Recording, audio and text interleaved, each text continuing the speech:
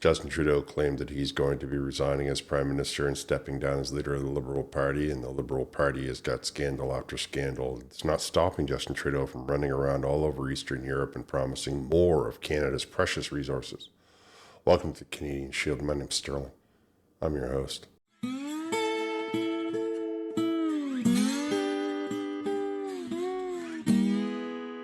Justin Trudeau, is the Liberal leader and Prime Minister of Canada, has brought on the largest debt in history. He's the most unpopular government in history. He's a minority government without a leader. He promises that he's going to be resigning in a few weeks once the Liberal Party has selected a new leader.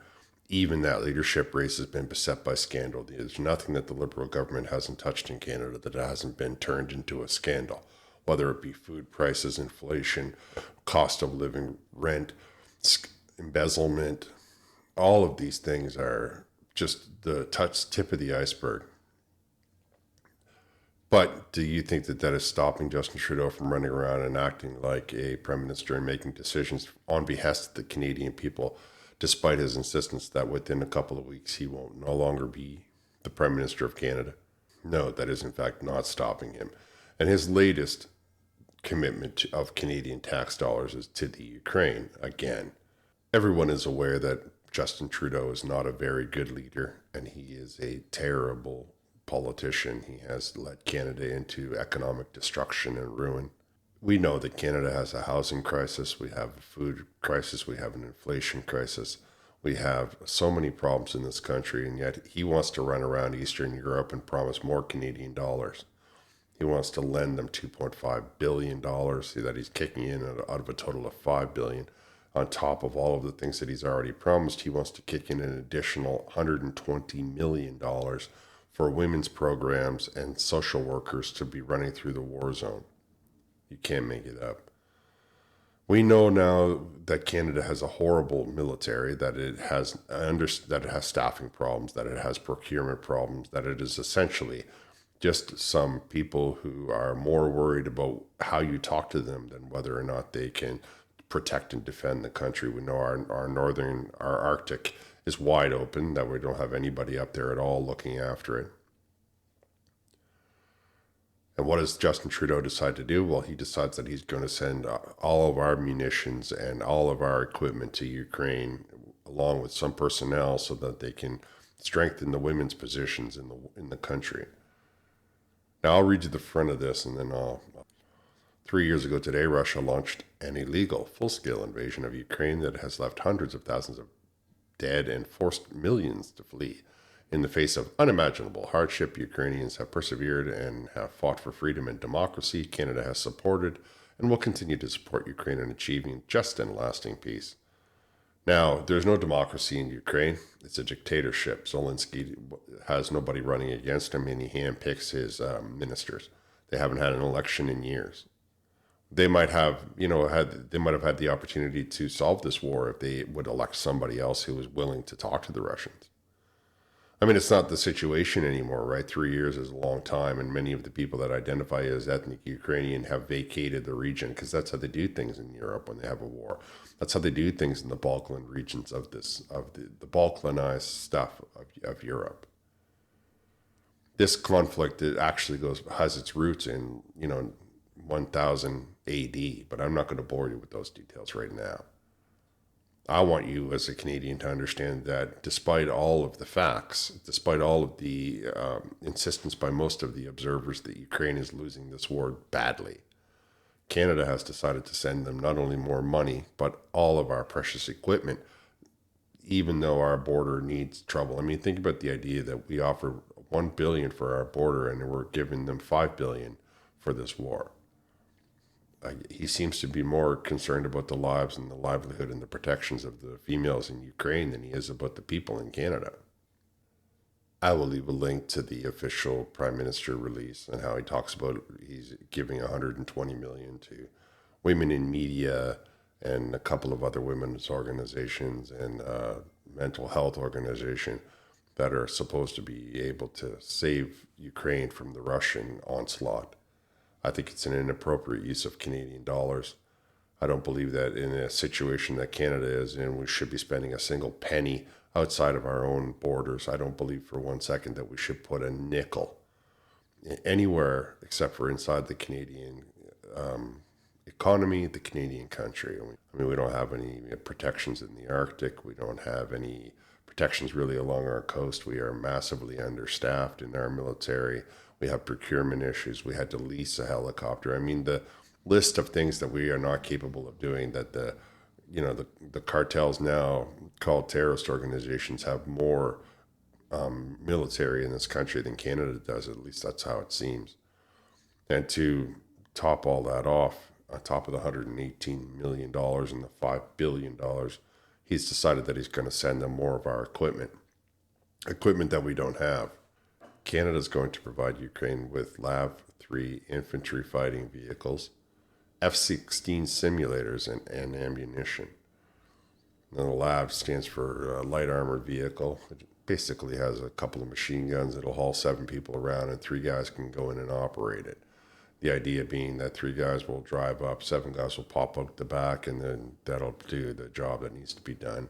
Maybe 1 or 2 of those guys will have a drone. They're using a lot of drones in this Russian conflict. It's like the new artillery. Canada will provide Ukraine with new military assistance package, which will include 25 LAV-3 armored personnel carriers, F-16 simulators, and ammunition.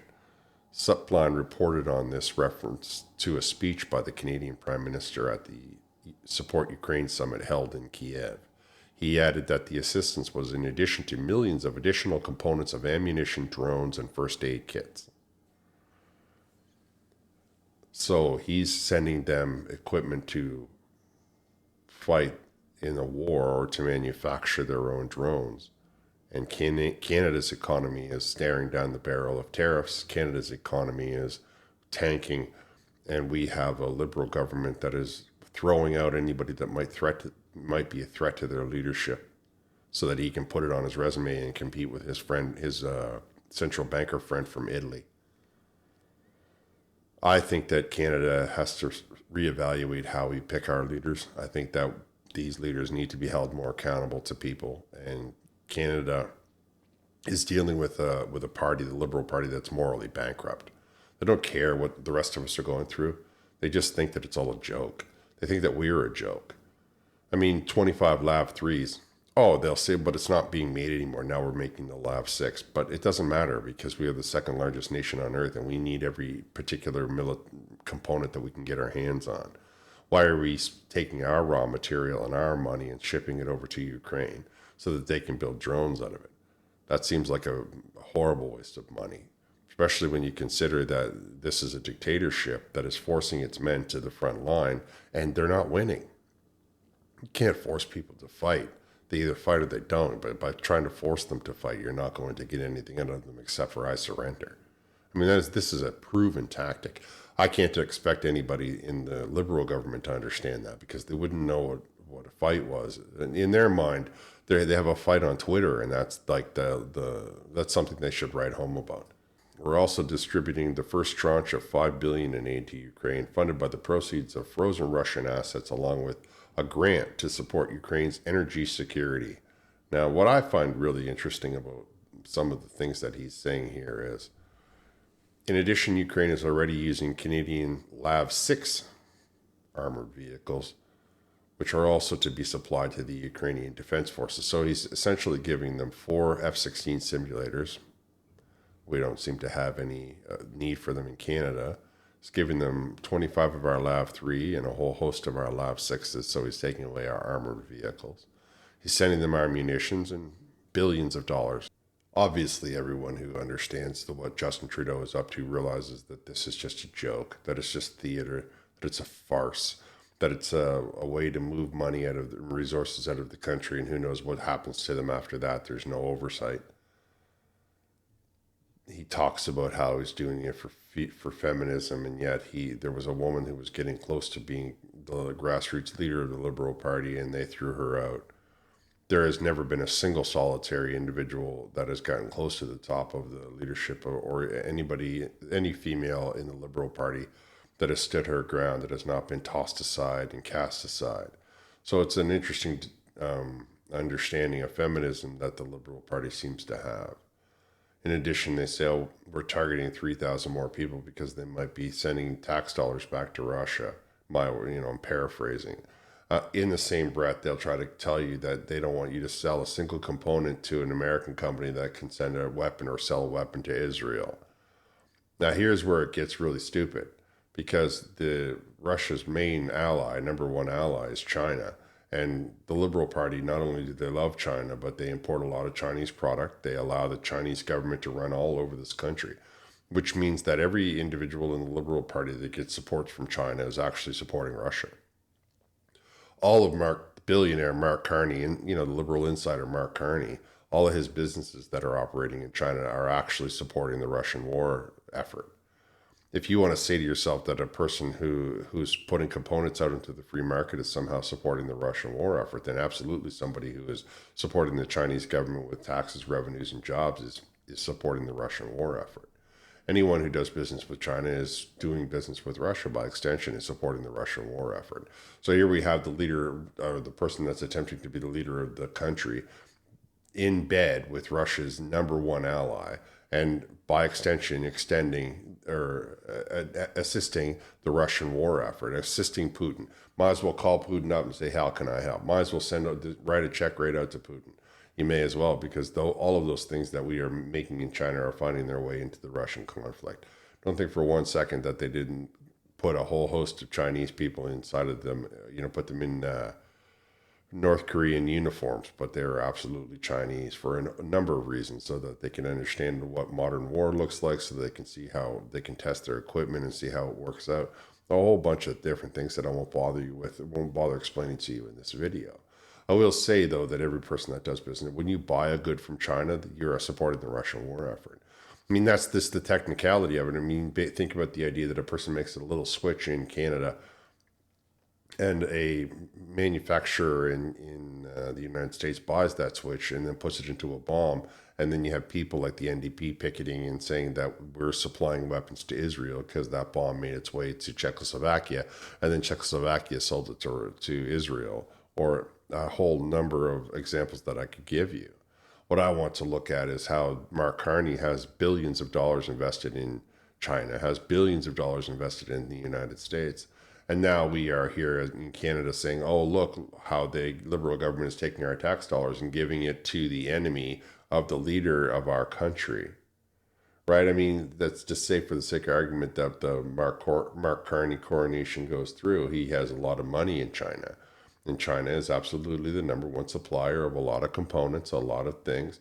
Russia's number one oil exports go back to China. I mean, the idea that we could take anything from China and not be helping Russia is a really strange thing to do. Now, lastly, before I wrap up, I would point to the part of the article where Trudeau says that he's targeted 109 ships of Russia's shadow fleet.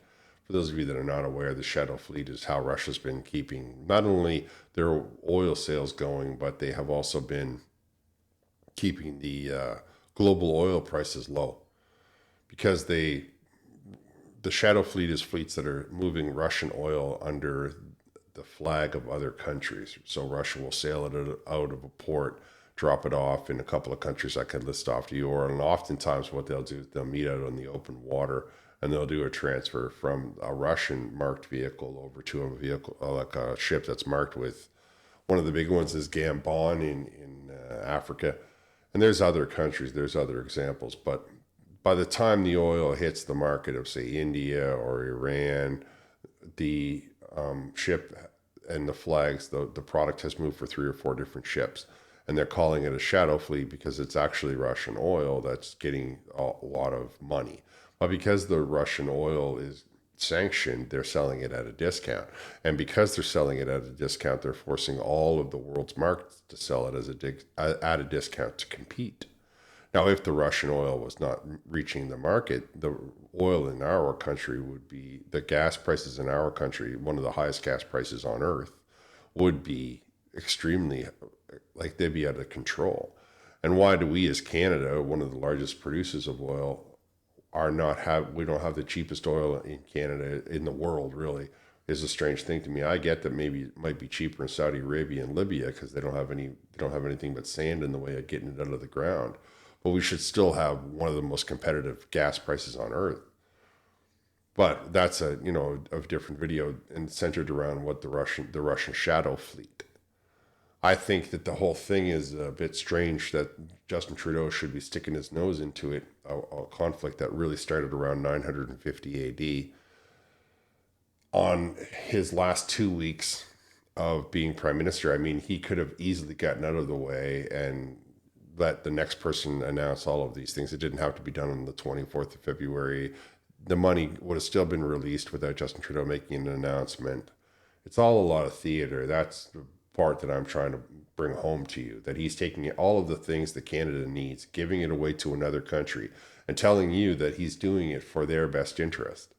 He's doing it so that he can look good in the eyes of some feminist organizations and the Ukrainian people writ large, I suppose. All the while, Canada's problems just keep getting delayed in our compounding and our compounding. The borders are still open, and yet the apartments are not being built. What ones are being built are being sold at a third of like a 30% discount. Nobody wants to live in them. Nobody can afford to insure their cars, and public transit is starting to fall by the wayside. Violent crime is the highest it's ever been. Because of the actions of Trump, our dollar is now well under 70 cents against the American dollar. And all the while, Justin Trudeau's prancing around Europe, acting like he's the savior of Ukraine. Canada needs to have a much sharper ability to remove the prime minister. Canada, the Canadian people, need to have a recall right or something that will permit us to stop the Liberal government because they don't care about what's right or wrong. They only care that they can get away with it. That there's nothing about it that you can say they're doing that's illegal, that we can prove. I mean, we have a lot of scandals, and maybe Justin Trudeau will finally get his day in court over this SNC Lavalin. In the meantime, though, it's not stopping him from sending all of our equipment and many of our troops and the things that we would need should there be an issue in our country, should Russia decide to illegally invade our country, or China, or any of another of a dozen countries around the world who eye Canada and salivate when they look at it. But Justin Trudeau doesn't care about our sovereignty. He doesn't care about our security. He doesn't care about our anything. He just wants to run around in Europe and act like he's some sort of a savior to the people of Ukraine while Canada suffers, while Canada does without. It's really shameful that nobody is telling him that what he's doing is a bad look. It's really shocking that he himself is thinking that, well, I'm only a couple of weeks out. I shouldn't be doing any of these big moves like this. All right. You let me know what you think down in the comments. Am I overreacting, or do you believe that Canada should be looking after Canada first? Don't forget to like, comment, subscribe. I'm going to wrap here. I want to thank you for listening. I'll talk to you next time.